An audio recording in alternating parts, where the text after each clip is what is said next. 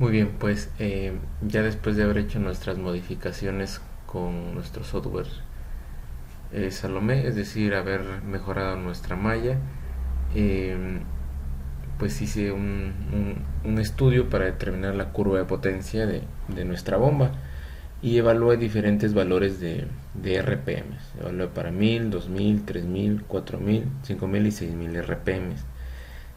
Una vez que hayan terminado las iteraciones, vamos a ver qué podemos encontrar.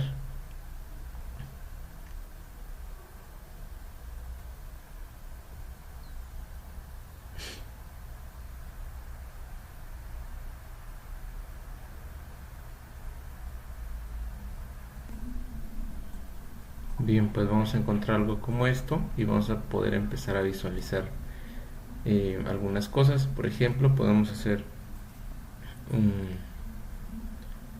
un muestreo de la presión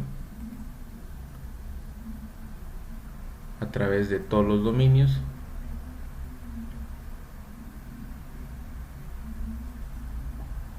Y bueno, de este modo ver cómo es el degradado de la presión, ¿sí? Ya de nuestra bomba trabajando a estado estacionario.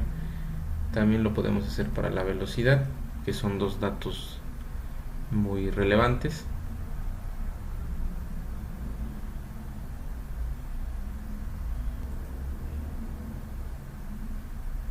Y bueno, aquí podemos ver cómo se muestra nuestra este eh, cómo es el degradado de la velocidad a lo largo de todo el volumen de control. este Muy bien, ¿qué más? Bueno, podemos generar, por ejemplo, un plano. ¿Sí? Lo podemos hacer, por ejemplo, voy a ocultar esto. Lo podemos hacer eh, en un plano XY a una posición de 0.034.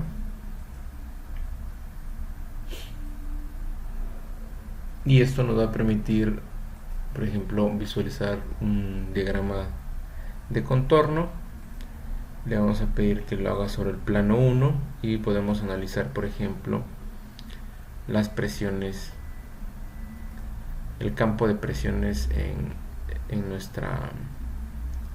nuestro volumen de control. ¿Sí? También lo podemos hacer para velocidad. ¿Sí? Y ahí está. Muy bien, ¿qué más podemos hacer? Bueno, una de las cosas importantes es que queremos conocer la eficiencia de la bomba. Entonces nuestra eficiencia va a estar definida entre la energía de flujo, ¿sí? O potencia de flujo, que va a depender este, del caudal, de la gravedad y una presión que va a estar dada en metros, ¿no? Una diferencia de presión entre entrada y salida sobre la energía mecánica invertida, ¿no? Que es equivalente al producto del torque por la frecuencia angular. Entonces podemos determinar estos parámetros, irlos agregando a nuestra tablita, por ejemplo. Entonces en este primer estudio estamos visualizando 2000 RPM.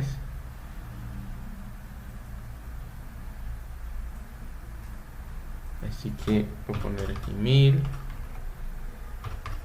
aquí sería 2000 y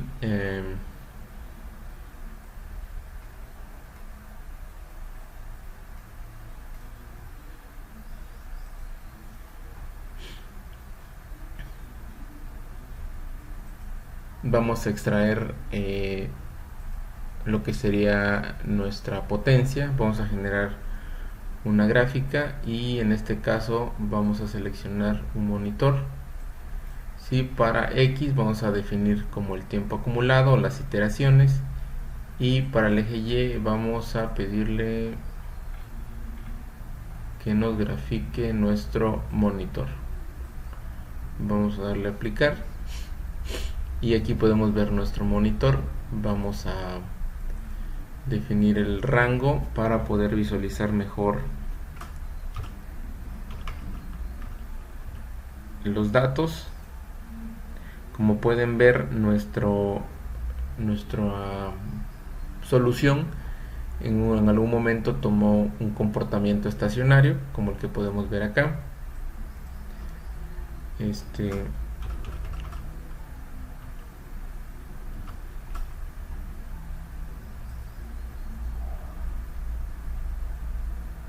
Listo, aquí podemos ver un poco mejor nuestra potencia. Estamos hablando aproximadamente de 146.000 watts, ¿no? Entonces aquí me convendría tal vez mejor cambiar esto por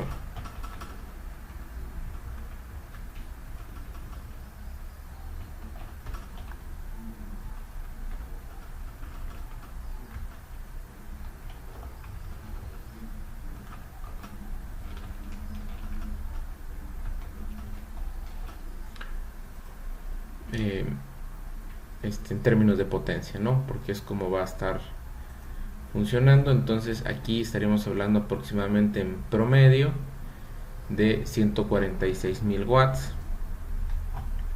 Entonces aquí pondría el 146.000, ¿sí?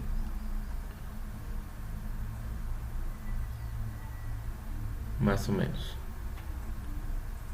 Muy bien, ahora puedo calcular el flujo de aquí. Puedo irme a flujo, lo puedo calcular en la entrada, ¿sí? Estamos hablando de un flujo de 268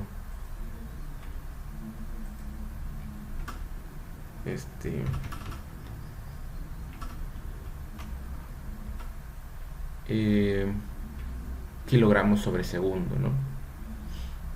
Y lo puedo calcular también a la entrada y debe ser muy similar porque debe de existir la conservación de masa, y eso es muy importante. Ahora nos hace falta calcular lo que sería nuestra pH, que sería una diferencia de presión. Para eso vamos a generar una línea, ¿sí? Y la vamos a generar en el punto menos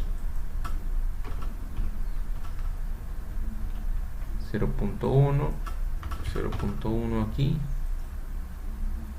0.5, 0.5,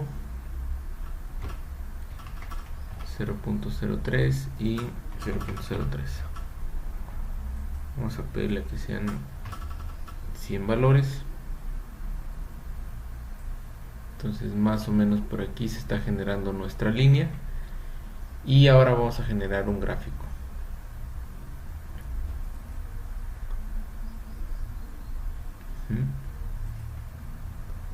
Este gráfico se va a localizar en la línea 1, ¿sí? En el eje X va a tomar ahora sí que los puntos que va a calcular a lo largo de la línea, y en este caso vamos a calcular la presión.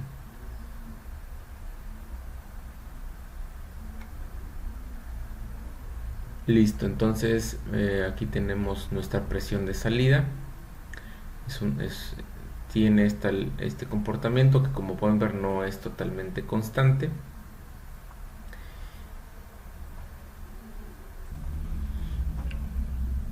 Podemos generar también ahora una línea para la salida.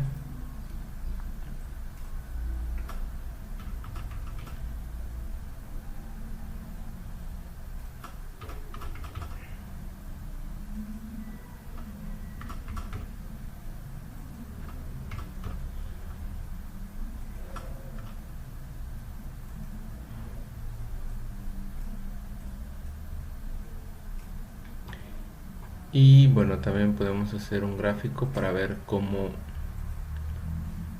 es nuestra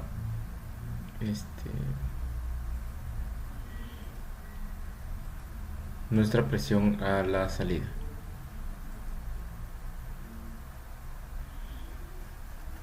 Muy bien, aquí tenemos nuestra presión a la salida. Vamos a generar un plano más para visualizar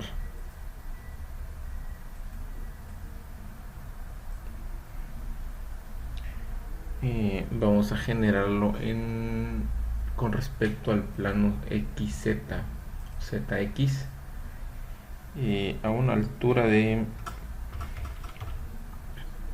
0.36, no, mucho más abajo, a ver, en 0. Aquí, muy bien, y vamos a generar otro contorno y vamos a visualizarlo sobre el plano 2.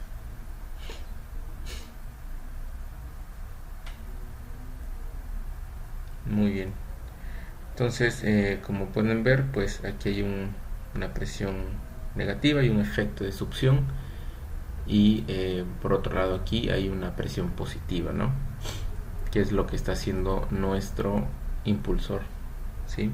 Entonces, como ya vimos aquí en nuestros gráficos, no tenemos una presión constante. Entonces, para ello vamos a calcular el promedio. Vamos a irnos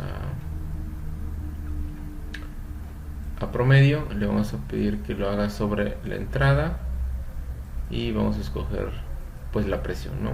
Vamos a pedirle que calcule y aquí tendríamos nuestra presión de entrada, y después lo haríamos para la salida. Voy a anotarlo por aquí, sería igual a menos 51,779. Ok,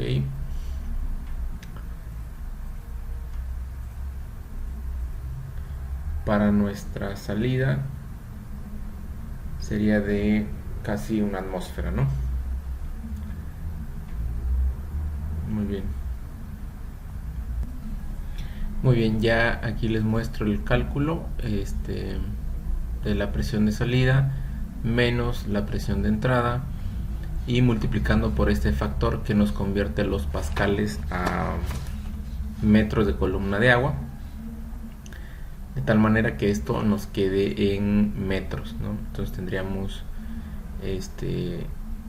nuestro flujo másico, nuestra aceleración y nuestra altura de presión. Eso nos da que a 2000 RPM tenemos una eficiencia de 28% aproximadamente. Muy bien, pues aquí muestro dos gráficos de eficiencia. Podemos ver una comparativa entre las RPMs y la eficiencia de la máquina, y otra entre el flujo másico y la eficiencia de la máquina. Como pueden ver, nos hicieron falta evaluar más valores de RPMs. Lo que deberíamos de encontrar es una curva en la cual va a haber un pico y después vuelve a bajar. Entonces probablemente nos hicieron falta evaluar algunos datos más de flujo, algunos datos más de RPMs para encontrar el punto máximo de eficiencia, ¿no?